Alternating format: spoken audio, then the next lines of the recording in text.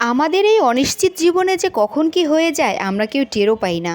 হাজারো হাসির মাঝে কান্নার ঢল পড়ে যায়, আবার কখনো দুঃখ বিষণ্ণতার মাঝেও খুশির খবর চলে আসে। আমাদের সৃষ্টিকর্তাই উত্তম পরিকল্পনাকারী। তিনি যাই করেন আমাদের ভালোর জন্যই করেন, কেননা তিনি যে আমাদের স্রষ্টা, তিনি কখনোই আমাদের কোনো খারাপ করতে পারেন না। কিন্তু মাঝে মাঝে আমরা এমন একটা পরিস্থিতিতে পড়ে যাই নিজের সৃষ্টিকর্তার উপরও দোষারোপ আনি। না হলে 21শে নভেম্বর রোজ শুক্রবার 10:40 এমন একটা ভয়ঙ্কর ঘটনা ঘটবে সেটা কেউই আশা করেনি। এমনকি আবহাওয়া অধিদপ্তর থেকেও কোনো আশঙ্কাই ছিল না ভূমিকম্প হবার, কিন্তু তবুও হলো।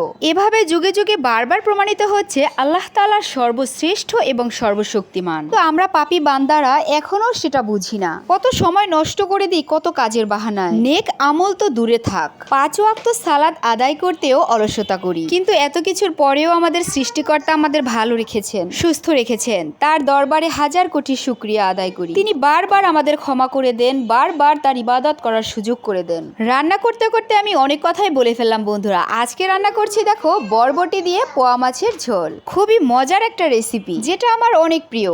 আর কোন কোন আপু ভাইয়াদের কাছে প্রিয় অবশ্যই কিন্তু কমেন্টে জানিয়ে যাবেন। আমরা মাছ রান্না করার সময় যে সমস্ত মশলা ব্যবহার করে থাকি সেই সকল বাটা মশলা এবং গুঁড়ো মশলা দিয়ে আমি ভালো করে মশলাটাকে কষিয়ে নিয়েছি। এরপরে এভাবে লম্বা লম্বা করে কেটে রাখা বরবটিগুলো ভালো করে পরিষ্কার করে ধুয়ে মশলায় দিয়ে দিয়েছি।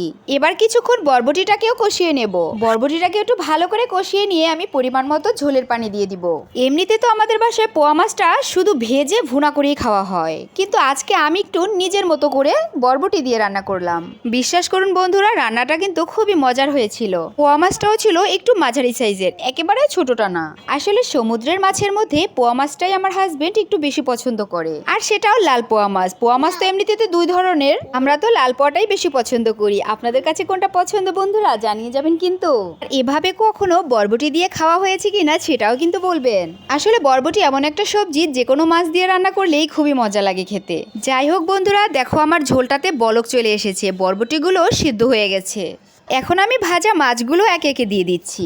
এমনিতেই মাছটা ভাজা খেতেও কিন্তু দারুণ লাগে। আমার কাছেই সবার ধর্ম শ্রেষ্ঠ ধর্ম, আমি কারো ধর্মকেই ছোট মনে করি না। ইনশাআল্লাহ আমরা প্রত্যেকের ধর্মের নিয়মগুলোকে পালন করার চেষ্টা করব, যতটা সম্ভব আমল করার চেষ্টা করব। এটা আমি কাউকে অ্যাডভাইস দিচ্ছি না, অবশ্যই অনুরোধ করছি। কেননা আমরা 5 মিনিট বাঁচবো কিনা সেটাও বলতে পারি না, কালকের সূর্যটাকে দেখতে পাবো কিনা সেটাও জানি না। আজকের এশার নামাজটা যদি আমরা পড়ি, কালকের মৃত্যু হলে জীবনের শেষ এশার নামাজটা পড়া বান্দাদের লাইনে আমরা দাঁড়াতে পারবো।